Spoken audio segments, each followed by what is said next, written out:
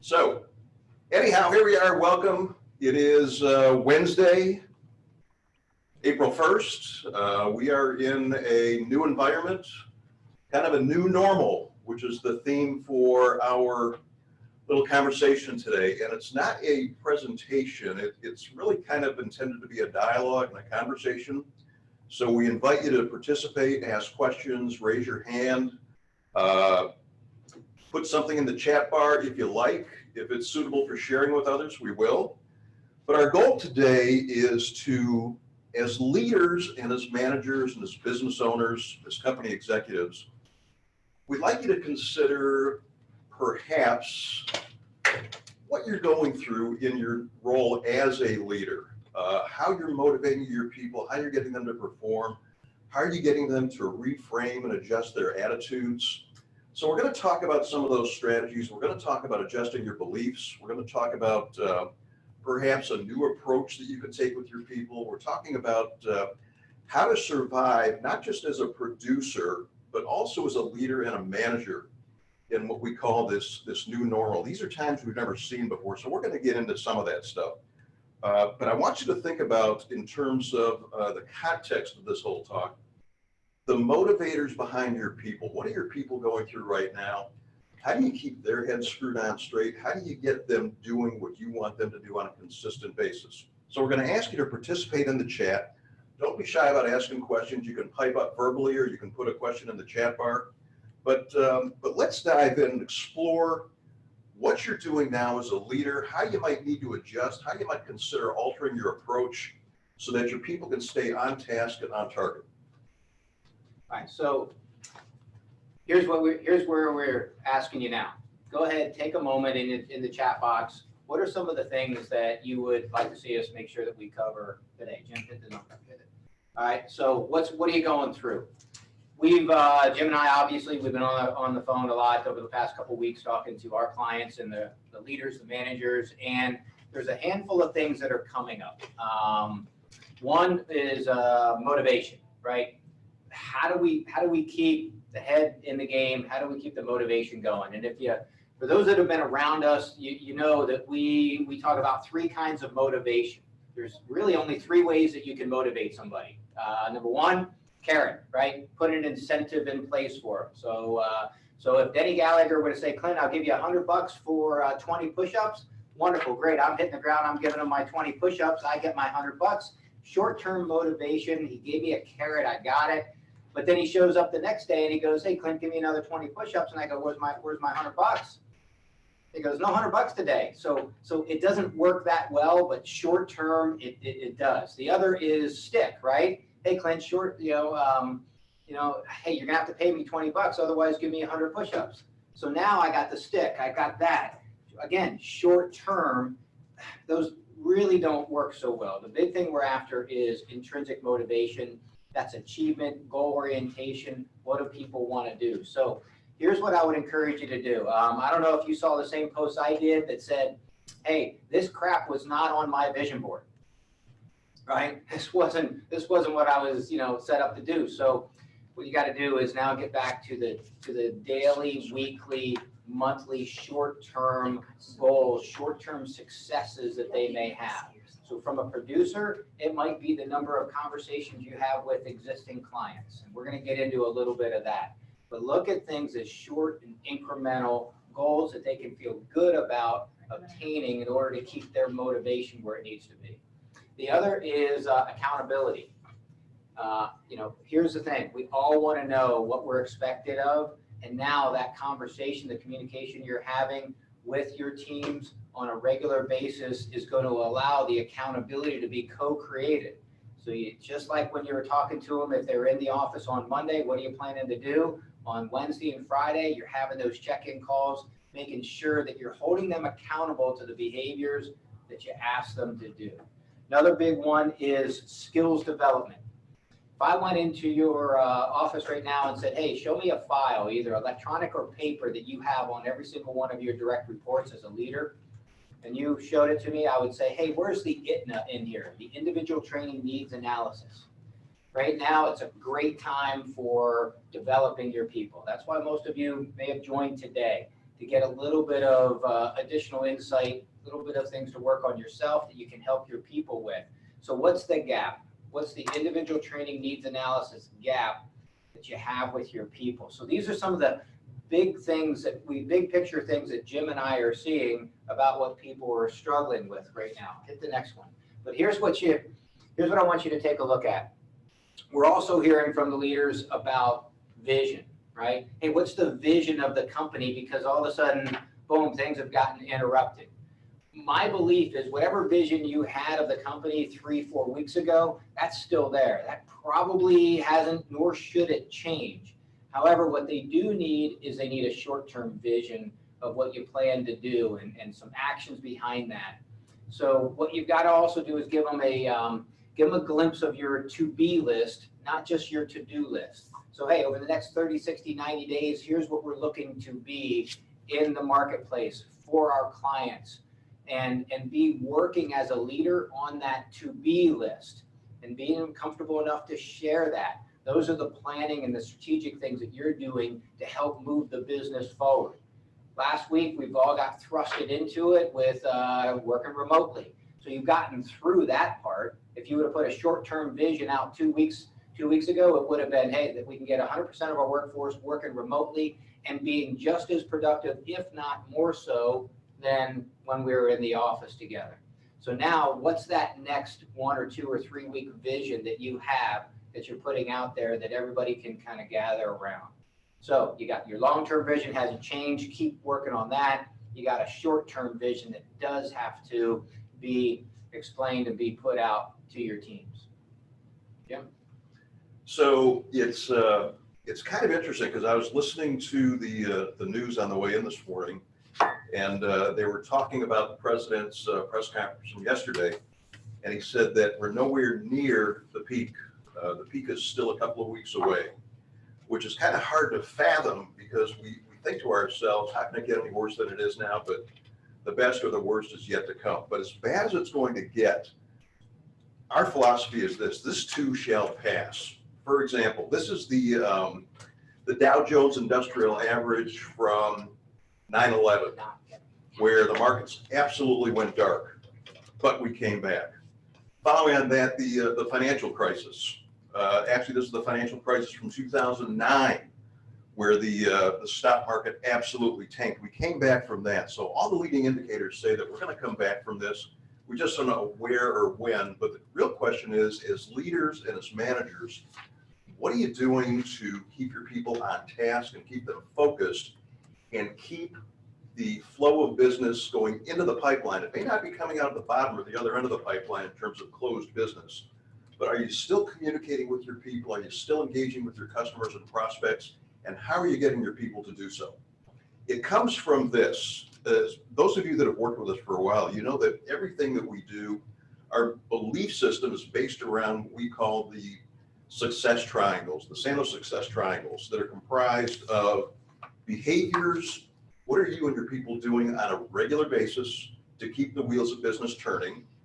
What is your attitude? How do you feel about it? What's going on between your ears? Are you a glass half empty person or are you a glass half full person? So how are you keeping your attitude focused and your techniques? What is your go-to-market strategy? How are you engaging clients and customers and prospects in conversations? How are you engaging them in terms of their emotional quotient? What are we doing to progress those conversations along? Are we asking compelling questions? Are we coming up with next steps or maybe some sort of clear futures in the conversations and the meetings that we're having with clients, customers, prospects? Everything we do is rooted in this behavior triangle, and as leaders, our goal is to give you some thoughts and ideas on how you can adjust your own behaviors, attitudes, and techniques in moving forward. So think about this, right? We got 5 bullet points right here. Here's the biggest thing that you may be looking at and going, pipeline, wow.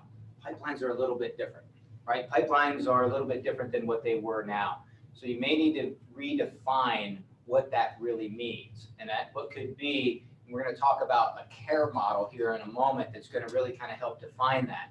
So some of these things just need to be redefined.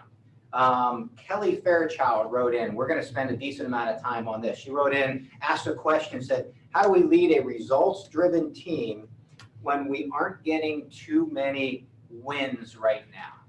Okay, so when Jim showed you the behavior, attitude, technique triangle, here's a big mantra of Sandler. It's focus on the behaviors, not the results. And I know that's tough, right? Well, wait a second, Clint, you don't understand. Well, right now, the results are going to be fewer. They're going to be slim. I saw a great post that was put out. It showed showed a whole group going crazy. And it was like, hey, when somebody gets a win now in this environment, right?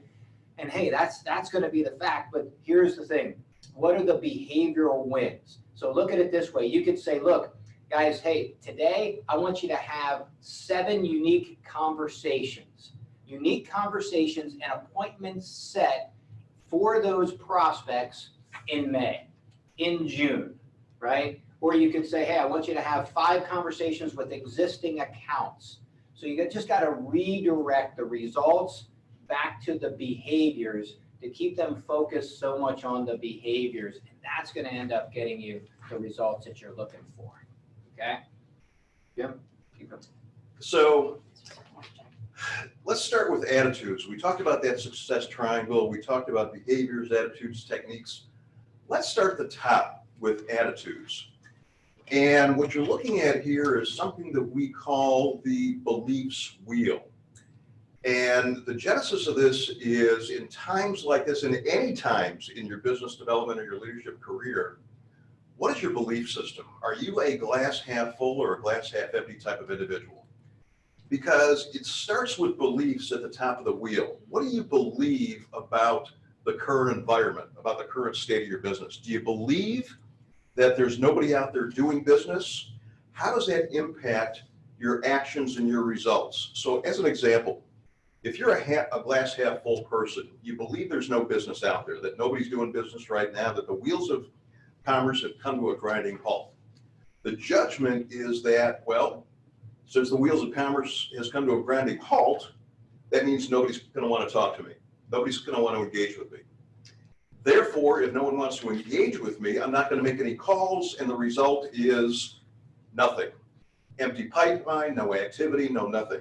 If you can adjust your belief in the other way, where you are a glass half full kind of a person, suppose your belief is that there are other people out there in the same predicament as I am. They are looking for ideas and solutions. If nothing else, they're looking for a shoulder to lean on. There's somebody out there to me. My judgment is now I have to figure out what's the most productive way to approach them. I have to adjust that. I believe there are people out there that are willing and able to have conversations. My judgment is I got to figure out the best way to do that. Now my action is I'm going to pick up the phone, or I'm going to engage in emails or texting or social media, whatever it is. The results is when we come out of this, you want to be at the front of the line and be positioned to take advantage of that new reality. So when you look at this, if we talk about attitude, what is it that goes into an ideal, productive attitude? And this is something that I invite you to share with your people and ask them about. Have a conversation with them about this. So what is their, for example, how do they feel about commitment? Are they committed to doing the best job they can? Are they committed to seeing their way out of this pandemic? Do they really want to do it? What's their desire? Are they willing to put in the effort, and are they willing to put in the time? How bad do they want it? Or is it kind of a woe is me type of an environment? Do they have an outlook of limitation or an outlook of possibility? Again, glass half empty, glass half full. Is this woe is me, or when we come out of this, we're going to be bigger, better, faster, stronger? And lastly is responsibility. Are your people willing to take responsibility for their own results? There's an old poem about the man in the mirror, where at the end of the day, your people are accountable to you as leaders. They're accountable to the company. At the end of the day, they got to look in the mirror. They got to be accountable to themselves. Are they willing to take responsibility for their own success, their own development, or their own failures? So how do we rewrite the beliefs? Well, a couple things you might want to think about here. If in fact you have an outlook of opportunity, if an outlook, a glass half full, how do we rewrite those beliefs? Do we take time to work on our business instead of in our business? Great case in point. You probably know, and maybe it's happened to you, where some businesses have had to readjust. They've had to reassign responsibilities in the company. Maybe they've gone through some layoffs, or maybe they've put different responsibilities in different buckets or on other people's desks. Good time to work on your business going forward. How do we best position ourselves to take advantage of these circumstances when we come out? Focus on what's really, really important. What is it that's really important now? Is it important to work on your CRM? Is it important to get your paperwork caught up? Or do we need to perhaps reach out to our clients? Provide wisdom and counsel to them. What about, yes, you do have to clean out your pipeline, but now, what about those deals in your pipeline that maybe you thought were going to close, and in fact, they are never going to close? Not a bad time to reach out to your people and find out exactly where you stand in some of those pending deals.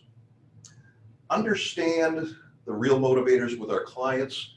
No better way to do that than to reach out to them and talk to them and ask them how they're holding up, how are they dealing with this situation, what can you do as a value-added resource for them? And lastly, I want to create what we call a pressure-tested team. If your people are equipped to come out the other end of this through skill development, through attitude development, through beliefs, whatever it happens to be, they're going to be able to withstand anything. Use this as an opportunity to identify the strengths and also the areas of opportunity, the areas of development in your team. You might determine that you've got some people on your team that are ready, willing, and able to rise to the occasion versus other people that, you know what, maybe they shouldn't be there in the first place. Clint? All right, hit the next one. So take a look at this, right? What's changed? What's different? For the last couple of years, if you've been a client of mine, I've been sharing with you, and I've been saying, look, LinkedIn has got to become the center of your prospecting universe, because every single thing you do, every client you come across, every prospect you come across, every networking event you go to, every trade show you do, everything comes into this. Hit the next slide. Right? So now all of a sudden we can't get in front of people, right? Face to face.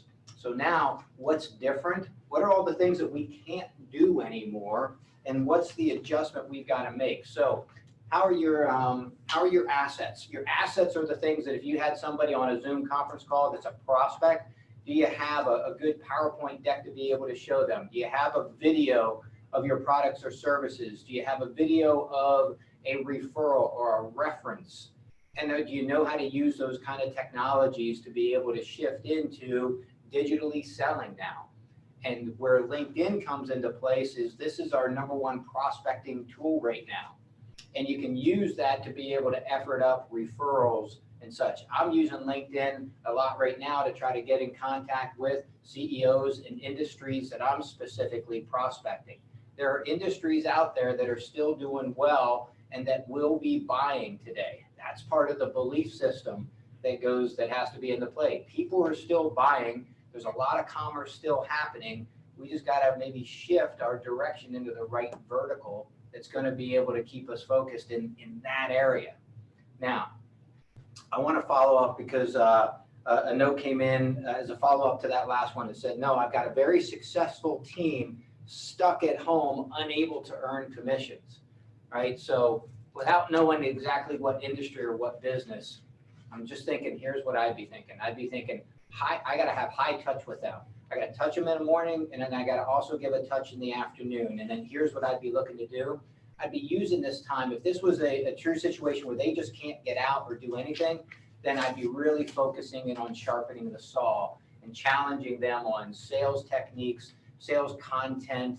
I'd be challenging them. Each one of them has to come to the table every single meeting we have and bring an idea, a thought, and really continue to sharpen that saw around the industry, around a tactic, innovate, try to find ways to innovate, put competitions together, meaning, hey, look, when we get together on Friday morning, the person that has listened to the most podcasts is is gonna, is gonna get an extra day off. Probably not the one you want to give right now, but do something to keep them engaged. If you got a high performing team like what it sounds like you've got, their camaraderie and their ability to be able to come together for maybe 30 minutes in the morning, 30 minutes in the afternoon is going to keep that team focused, because you got to play part psychologist. You got to sit back and go, all right, how do I continue to work on these people's heads in order to keep them in the game, so that when a month or so rolls around, I still got this tight, cohesive team that's really even sharper and better than they were before. Next. I think this kind of leads into that a little bit. It's a tool, and I love the question, because there's a lot of people going through the same thing. What do I do if I've got some good producers, I've got good team members, they're stuck at home, and they really can't go out and generate business? This is an opportunity to utilize a tool that we call the CARE tool. CARE stands for Keep, Attain, Recapture, and Expand. And the idea behind that is, if you take a look at all of the accounts that you have, all the customers that you have, you probably have some that have been with you for a long time. You want to hang out of those accounts.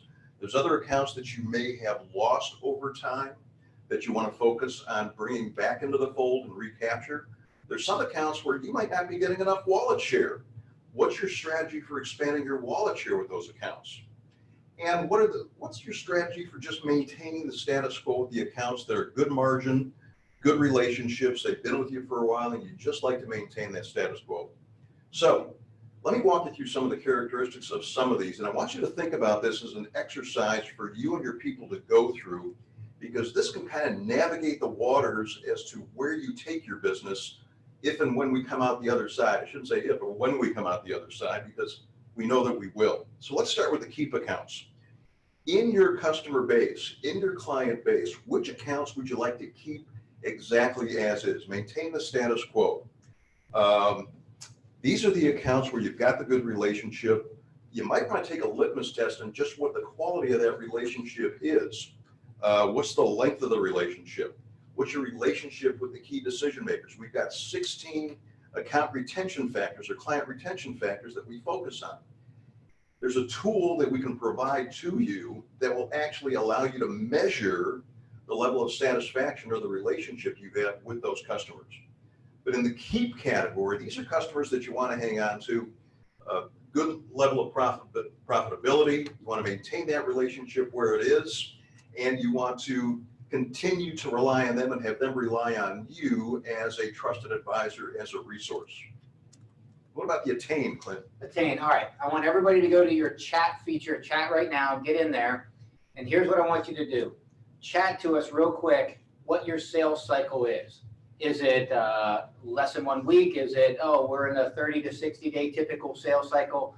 What is your typical sales cycle? If you got an opportunity with a company, give us that quick range, give us that average, if you will. Maybe it's a 30 to 90 day, maybe it's 60, 90, maybe it's 6 months to 12 months, whatever that is. Send it to everyone. Yep, everybody put a few chats in there. Here's why. This attain, as they start coming in, take a look at everything that you're seeing there. And there's going to be some that you have a real short sales cycle. You might be in a business to consumer one call close situation that hey, it's going to be a little bit tough.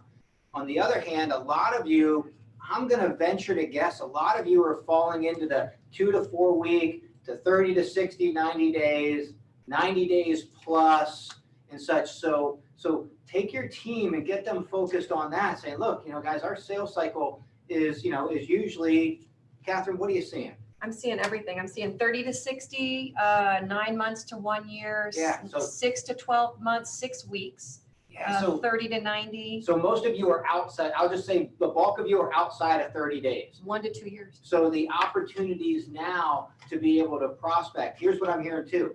Less gatekeepers. People are at home, and actually people that are prospecting, a lot of some of our clients are like, look, I'm getting higher touches right now, and I'm being able to start the sales cycle now because I've got the opportunity to be able to have a little bit longer conversations because maybe some people aren't as busy as they need to be. So on this attain part, this is the part where we got to go out And now also look at the industries. Are there specific industries that fit better with us now than maybe before? So this is the part where if you take into account keep and attain, this is the business and the book of business and the opportunities that we're going to get out there. And now, last thing I'll say is this, you as a sales leader, you got to make sure that they have their list of opportunities, list of industries that they're going after. And if you can help them with providing those lists and those opportunities, whether it's through Zoom info or any other kind of data that gives them those opportunities, that's going to be able to help keep them focused on the behaviors they need to do. Jim? What about the accounts that you used to have a relationship with, and for whatever set of reasons they've gone away? Maybe through no fault of your own, it's been natural attrition, whatever the case may be. What accounts are out there that you want to recapture? The R stands for recapture, where I want to reconnect with them, I want to re-engage with them. Now is a great time to do it. There are people that once upon a time relied on you for your expertise, your product, your service, and for whatever set of reasons you've disconnected. Face it, we have the time now to reconnect with them. Why wouldn't we do that?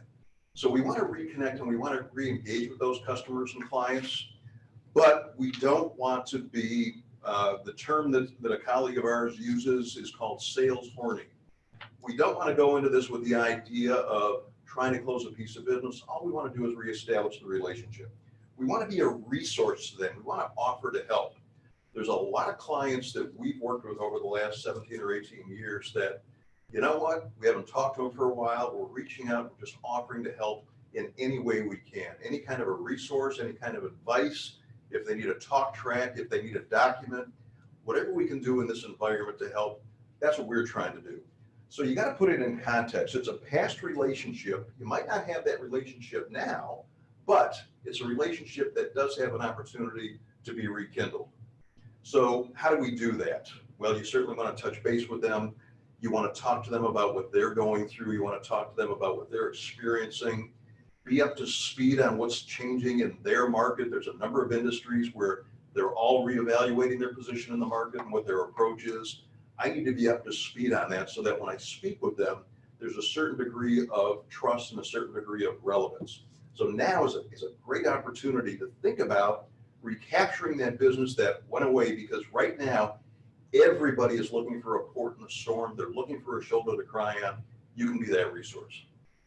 How about expand, Clint? All right, so congratulations. You all just lost your job. Sorry, but I got good news. You all have now become bankers. Okay? Bankers? Bankers. Okay. Okay? Here's what bankers do better than any other industry that I've ever seen in my life. They know how to take any kind of opportunity and be able to expand it, because here's what they know. They know their numbers. They know that if you have 3 lines of business with that bank, 99.6% you will never leave them. If you've got a checking account, savings account, and a loan, good luck, right? Think about how sticky that is. Think about right now, if I showed up and I said, hey, look, I'm with another bank, how sticky would it be in order to move you from one bank to another? This is what we need you to be thinking about as it relates to expand, because you've got a book of business right now.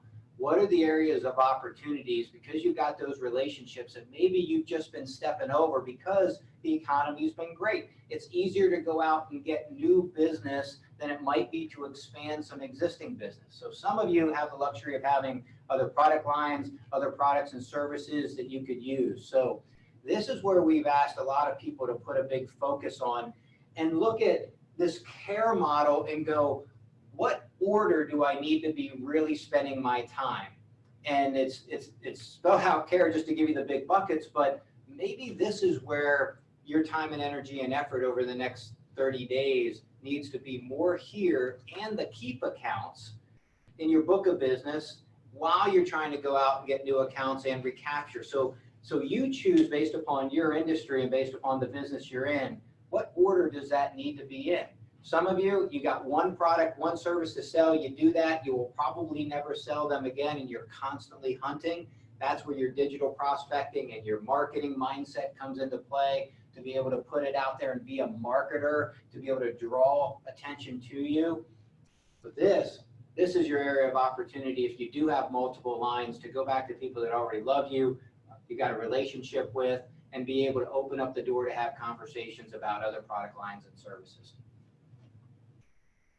So, a couple big rules. Those of you that have been around, you know that we constantly are talking about the Sandler rules to give you the conceptual mindset around, and then obviously to put the tactics around it. So, hey, we know stuff, you know, you got to compartmentalize. What can you control? What can't you? And that's the part you got to help your team with as well. And then we talked about manage the behaviors. Look at your own personal behaviors that you've done already this week. Is that moving the ball forward, or do you need to change your cookbook or your checklist of behaviors that you've got to do? What about those people, though, that are, question for you, what about those people that are at home? They're commission driven, they're commission based, no one's buying right now. How does this relate to that? Which Managing behavior rather than the numbers. Yeah, so this is sitting down and going, all right, what are the behaviors that they can do? I would go back to LinkedIn and say, all right, what are you doing out there from a post? What are you doing in order to connect with the marketplace that you need to connect with? What have you neglected? Oh gosh, I was talking to a rep the other day. The first question I asked him was, hey, I'm looking at your LinkedIn profile here. It looks like a resume. Why is that? He's like, well, I set it up 8 years ago and I've never really changed it that much except for the jobs. Your LinkedIn should not be your resume. It should be a poster for your business and your company and written out in a 30-second commercial. And you got to sharpen the saw. And you got to figure out what are the behaviors that I can do. So 30, 60 days from now, I've got appointments booked in my calendars. One of our mantras is always, always, always keep your prospects on your calendar. I have right now, I had some prospects in my pipeline 3 weeks ago, 2 weeks ago, everything. They started, hey, look, you know, we need to see our way through this. Hey, we're going through this. They put it on pause. I couldn't let them off my calendar. I said, hey, how about this? Why don't we talk at the end of April? So I set up a 15-minute Outlook invite that I sent, and I've got appointments scheduled for when this is going to get through. I could talk to them at the end of April and they could put me off for another 30 days because of what they're going on. That's fine. They're never going to leak off my calendar. The moment a prospect is off your calendar, they fall back into a suspect and they're no longer a prospect at all. Yeah, one of the rules that, just to kind of underscore what Clint said, one of the rules that those of you that we work with, you've heard this time and time again, prospects buy for their reasons, not for your reasons. We can't control whether a customer buys or doesn't buy, because customers buy for their reasons and they decide not to buy for their reasons. It might not make any sense to us logically, but it only makes sense to the customer or the prospect. The only thing we can control is our behavior. That's why we can't control whether people buy now. We don't have any control over the environment. What we do have control is our behavior and our activity. Talk about behavior, Clint. So if you were to be in our office and you can see this behavior, attitude, technique triangle, we have 3 things that go around behavior. It's called goals, plans, and actions. Goals, plans, and actions. Those are the areas that right now, short-term goals, daily goals. So what do you want to accomplish today? What's your plan to do that? What are your actions around that? And those are the kind of things, just from a simple behavior. I had another client say this, you know something, this has caused us to get better. Just like for those of you that were in the recession in 2008, 2009, 2010, and whatever business you were in there, you know what came out of that? Stronger and better businesses. You know what's going to come out of this? Stronger and better businesses, because you're coming back and you're retrenching and looking at some of the basics that maybe you got away from on the behavior side. Next. So when we talk about things that we can do now, let me go here for a second. What can we do now, technique-wise? We've talked about coaching. What can you as a leader do? In fact, somebody just sent in a question a minute ago. This is all well and good, but what can I do today? What can I do now to get my team refocused and re-energized? Well, a couple of things. You got to focus on activity. You got to focus what they're doing. But let me give you some real tangible suggestions that you might want to put into play. And I want you to think about this in terms of your role as a leader. What are they doing well, and where do they have an opportunity to improve? So specifically, we use something called a sales playbook. We highly recommend that every leader has some sort of a playbook, which is a resource that people can go to. Picture you have a new hire and they say, how do I go from a dead stop to being a six-figure producer? Here's your playbook. Everything is right here. Any question that you possibly have is right here in this resource. Now that can be an actual document, it can be a portal, an online portal, it can be whatever, but in the playbook, it has everything they need to succeed. So for example, when they are calling customers during this pandemic, what does that talk track sound like? What do they say? How do they position themselves? What is their approach going to be, whether it's a phone call or whether it's an email? They got to be cognizant of not just what they say, but how they say it. How does it come across? What is their talk track going to be when they do get a customer on the phone or a prospect on the phone? You might want to think about their upfront contract. Those of you that work with us, you know the term of an upfront contract. It's establishing the rules of engagement with a client or a customer at the start of the conversation. What's their upfront contract, particularly in this environment? Now's an opportunity to drill that with your people. What about their 30-second commercial? What do they say to the customer when they get them on the phone? How are they positioning your company, your product, or your service? Great time now to stop them, sit them down and say, let me hear your 30-second commercial, and go around the room and have them deliver it. Are they all delivering the same message with one voice and one intent? You might want to think about what questions they're going to ask of a prospect when they do get somebody on the phone. How do they go about creating that impression that at least they care and that they're interested in the customer? What questions do they ask? What kind of information are they looking to come away with? These are all things that you can drill your people on right now. Virtually, my guess is, but I'm sure we're all using Zoom or some sort of a video conferencing platform. Now's a great time to work on that stuff. What do we know about our clients? What do we know about their motivators in terms of events, in terms of milestones? How well do we know those customers so that when we do engage them in conversation, we can engage in topical things that are going to have some relevance or some meaning to them? How do we handle objections when they say, I'm not ready to talk to you now, my company or my people are going through crisis? What are they going to say? Because we know right off the bat, when you call a client, a customer, or a prospect, they know they're going to get that kind of response. We're not prepared to talk. How do they handle that? When I know in advance that's what a customer is going to say, that's what a prospect is going to say. How do they deal with that when that prospect or customer says that to them? How do they respond? And lastly, do they have a firm idea of any decision timeline that that customer or prospect might have? These are things that go in the cookbook. And to my way of thinking, now's a great time to drill these with your people so that they're all on the same page. Yeah, their sales call, if their sales call is still sounding the same as it did a month ago and it's sounding the same now, you got to work with them on it. Let me give you two real quick tactics around that. Number one tactic, when somebody answers the phone, hey, it's Clint Babcock, my company's Sandler Training. Hey, are you guys still doing business?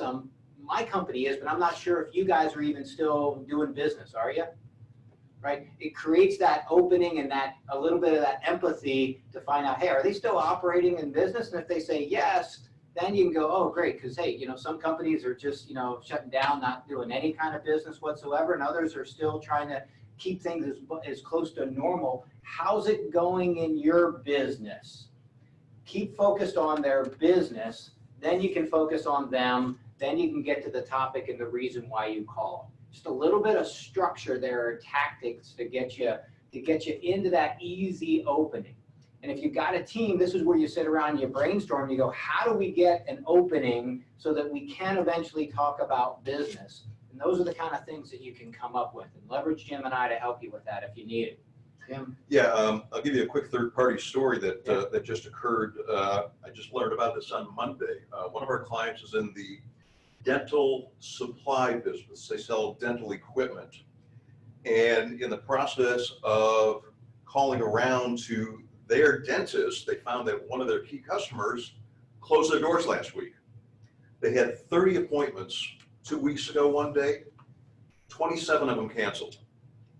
They said, you know what, we had to lay people off, we closed the practice. They called this particular dentist anyhow, and they got into a conversation about a piece of equipment that the dentist had wanted to acquire, but was too busy to explore and look into. He plans on opening his doors again, and lo and behold, they've already got something on the calendar for whenever to do a demo and hopefully get that piece of equipment installed. It went from that very question, are you guys still open? Are you still in business? We are, let's talk. So self-limiting beliefs are going to prevent us from doing that. Again, is it an outlook of limitation or an outlook of possibility? All right, so a couple things here. When we say post-sell everything, it just means to gain commitments, right? Commitments. So how can you do that now? I'm going to start here by adding value. When our office sat down and we saw this kid coming and we thought, all right, what are some of the things that we could do to add value out into the marketplace? We know we've got great content. We know we've got a network that's going to come together, and we did. And so we've tried to add value to some of the chamber relationships we have, some of the West Shore alliances, some of the things that we can reach out to and say, look, how can we support you? And what can we do to support your members and such? So think about it right now too, is your companies and your clients, what can you do to support them and to be able to add that additional value into them?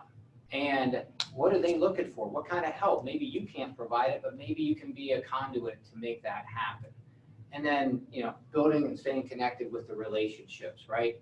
So it's getting commitments and both ways. Commitment for yourself to do these activities, and then commitment from them to talk again in the near future. You got to be looking at it as, hey, we're laying the seeds right now for when things do get back to somewhat normal. We're going to be right there in position really well. So the question is, there's a lot of stuff that we covered, but the question is, we appreciate you sitting in. It was 45 minutes of hopefully idea sharing, some takeaways. Some of you will look at this as 45 minutes of creative call avoidance. That's okay. Hopefully you'll get some information out of here. But the question that we'd like to ask you is this. Of everything we talked about, of the attitudes, the head trash, whether it's yours or your people's, the behaviors, the activity, what are they doing during this lull in business that we're all experiencing? What about technique? What's the one thing that your people could improve on? So what I'd like you to do is, I'd like you to think about this for a second and jot down a note. What is the one attitude or the one behavior or the one technique that either you can improve on as a leader and a manager, or that you can help your people improve on? What's the one attitude, behavior, or technique that you think in this particular time, in this particular environment, could stand improvement as an opportunity to come out stronger, bigger, faster, better on the other side? Take a minute and put it in the chat box or jot it down. If you want to share a comment with us online, you can unmute yourself, ask a question, or volunteer some information. But we're curious, what's your takeaway here? Hey, Jim, I'd like to ask, while other people are working on that, Bill Short, if you wouldn't mind, I got a note that I know you and I talked on Monday, and you're working on, reaching out to some people that maybe you had, and you said, that I hadn't talked to in years. How do I maybe do that reach out without looking like I'm all of a sudden a vulture kind of circling around? So Bill, if you tell people a little bit about what you do and maybe what you've used that's been working for you, it'd be great. But Bill, you're in. Yeah, Clint. Yeah, there you go. Turn the unmute off and strangle the cat. In all honesty, the things that work the best is, there's been some, embarrassingly enough, that have 5-6 years since we talked to them last. So one of those things is how do you pick up the phone and hey, you probably don't remember me kind of thing. Not always good, but freshen them up with an email. Everybody's open to a conversation. In our business, I'm a land broker. We sell land on behalf of landowners of all types. and work with a lot of attorneys and engineers. Everybody in our industry is fairly busy. If you're in the business, He's running to his email, he's, Yeah. okay. All right, Bill, we're losing you there. sorry about that. Must have been the cat. Yeah. right. That's working good. Fresh them up with an email, some sort of digital contact first. So can I tackle that for a second? So we're working with a lot of our clients on that. How do I freshen up my email? We call it an approach email. How do we rekindle that relationship, or how do we approach those people in this type of environment? If you want to drop us a line, we're happy to share with you a couple of templates that we've developed in this particular time that are going to be nurturing. They're going to be kind of letting down defenses, but you've really got to change your approach here, whether it's an email, whether it's a text, whether it's a post on social media, whether it's a phone call. Drop us a note, drop us an email. We're happy to share those approaches with you, because I believe in this particular time and environment, there's a right way and a wrong way. Yeah. Jim, I got a question that came in. This is perfect for you. All right. How do we ensure that our team is working and being productive without pressuring them, as trust is key in a remote working situation? One more time, I'm sorry. Yeah, how do we ensure that our team is working and being productive without pressuring them as trust? In other words, without, really kind of, hey, what are you doing? Good. All right. Here's what I would do. And we've talked to a number of our clients about this. If you are not communicating with your people at least twice a day, either individually as a team, you should do so, whether it's a Zoom platform, some sort of a GoToMeeting. I would recommend the following cadence. Start your day with some sort of a video conference. Everybody on the phone, talk about their activities, talk about what they have planned today, any issues, problems, challenges that they're going to have. Give them an assignment to accomplish sometime between that morning call and lunchtime. Or let them decide what Let them decide what it's going to be. Have them share those successes with you. I would also then follow up with those people individually in the middle of the day. How's your day going? What's going on? What can I help you with? What are you running into? Then I would do another group call at the end of the day, 5 o'clock, 6 o'clock, whatever it is, just a recap. It's important, it's critical that you get everybody on the same page, keeping their focus. And by the way, I want to make sure that message is positive. I want to make sure it's encouraging. I want to make sure it's upbeat. Celebrate the successes. Now, definition of success is not necessarily a closed deal. Definition of success is going to be, I got through to a decision maker. I had a great conversation with somebody. Somebody returned my call. Celebrate the little successes, because that's what's going to kind of get that flywheel going and keep that momentum going on the other side of this. You got some questions? I have one here. Those are comments on your attitude, behavior, or techniques. Oh, comment. What we were talking about. Somebody posted a comment. I need to control my behavior and activity for the long game and teach my team to do the same. Good advice, good suggestion as a leader and as a manager. We have to understand that your people are going to be a direct reflection of your activity, your attitude, and your behavior. If you're negative, if you're kind of sitting on the sidelines, if you're experiencing fear, uncertainty, doubt, that's going to come through in spades with your people.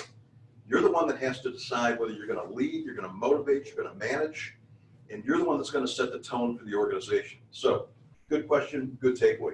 Clint, you got one? Oh yeah, I got one that I'm going to read from Rod, right? Mm-hmm. Rod, all right. Rod said, one thing that has helped is going through the day as if I'm still driving to the office. Setting up a routine makes the current situation less stressful and I'm being more productive. It's interesting. How many of you have seen those pictures of a person? I think you can see me from kind of top up, and then you see the side picture of them sitting in their underwear at their thing. I've actually, my wife is joked. She's like, you still are getting dressed. And I mean, I've been working from home probably 1 to 2 days a week anyway, so it's not that unusual. But I said, look, this is my routine. keeping the routines and the structures that you have. So Rob, this is absolutely awesome. So get your mindset. If you got up at 6:30, 7 o'clock in the morning when you went into the office, get up at 6:30, 7 o'clock. Anything that you can do to continuously keep you in those habitual things that made you successful for what you're doing. This working from home is different. Oh, and here's a big thing. Leaders, managers, you want to know what's going through the heads of your people? Ask them how the rest of their family is handling this. And then really, really take note what they say. Oh my gosh, the kids or this, you will get a feeling of what's really happening there as they describe how their significant others, kids, whatever that might be, how they're managing that. You will get a picture of really what's going on as opposed to that, oh yeah, everything's great. Oh, okay, really, how's the significant other doing? As you start to poke in around that, you'll find out what's really happening in that household when you hang up, because it's different for a lot of people that never expected this, nor do they have the home set up to be able to consistently work the way that they really should. So dive into that. One other thing from Robin Brewington with American Integrity. I can find a better balance of showing compassion on my daily calls, but also helping my agents stay focused and accountable on continuing to write business. This is a good time for our agents to focus on cross-selling while things are a little slower. I'm going to be more consultative on how to continue to quote business during hard times when the agents are not in the office. Wonderful, yeah. So American Integrity has been a great client for years, and they've got multiple lines. And right now, maybe their agents are about ready to see somewhere it might be a little bit of a drag in the next 30, 60, 90 days of home sales starting to slow a little bit, and and they might see a little slowdown there. But those of you that have golf carts, do you need a golf cart policy? Those that have vacant land, they do vacant land policies. So things like that, absolutely, Robin. Those are the things that your agents now continue to work on and be able to reach out to their customers and have those conversations about those kind of policies. Yeah, one of the rules that we teach our people, and those of you, I apologize if you've heard this more than 300 or 400 times, but you're going to hear it again. If you ask enough questions, clients and customers and prospects will tell you what you need to know to bring them on board as a client or a customer. I have to be skilled in asking them the right questions and doing the discovery instead of telling them, I want to sell you this or I want to talk to you about that. Don't do that. Stop. Pump the brakes. Ask questions. Customers will tell you what you need to know in order to bring them on board as a paying customer. So to wrap up, there's a couple of things that we want to underscore here. First of all, we hope that you have some takeaways, but as Clint shared with you and as we've been exercising, we do it all along, but we're really putting an extra emphasis on it. We want to overserve. We want to underpromise and overdeliver. So our mission is to give you resources that you can use as a leader and a manager, and also resources that you can impart to your people. The first of those is our online learning platform. It's called SELL. It's the Sandler e-learning library. If you like, there's no charge on this. There's no obligation to it at all. This is totally up to you. But in there, you'll find white papers, you'll find webcasts, you'll find podcasts, you'll find videos, you'll find some course samples.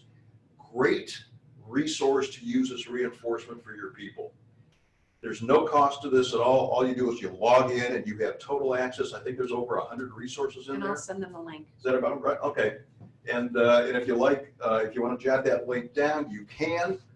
We will have to send that link to you if you like.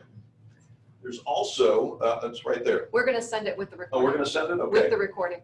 Second thing is we also have available a library of what we call virtual training.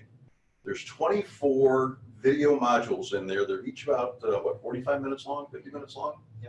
There's 24 of those in there that are a combination of sales and leadership. I think there's 12 leadership and there's about another 12 or 16 sales. Those we're making available through the end of May. now's a good time to gather your people around, pop one of those on and go through some of the best practices that we talk about. The last thing is there's actually an audio application, kind of like Alexa, where you can get all this stuff on your phone. Don't want to get into the details now how to execute that, but to wrap up, what I'll encourage you to do is two things. Number one, you will get a follow-up email from me or Clint or Catherine that'll reinforce this offer to you. But in the meantime, if you'd like any of those templates, if you'd like any ideas or suggestions, if you just want to talk, that's our phone number, that's our email. We're doing an awful lot of that. I think the last 3 days we've been wall to wall from sunup to sundown with calls and Zoom calls and chats and everything else. We're making that available to anybody. So we are here as a resource. Many of you we know will talk to you anyhow. A lot of you we don't know, but if we can be a resource to you at all, don't be shy. We're all in this together. But No, hopefully you jotted down one or two things, and if we didn't cover what you were hoping we would today, Jim and I are a resource. We're here to support you in whatever way we possibly can. So we look forward to hearing from you. Thank you so much for spending a little bit of your time today with us, and hopefully we've been able to make a small impact in your daily business and in your world. Thanks a lot. be safe and keep smiling. We're out.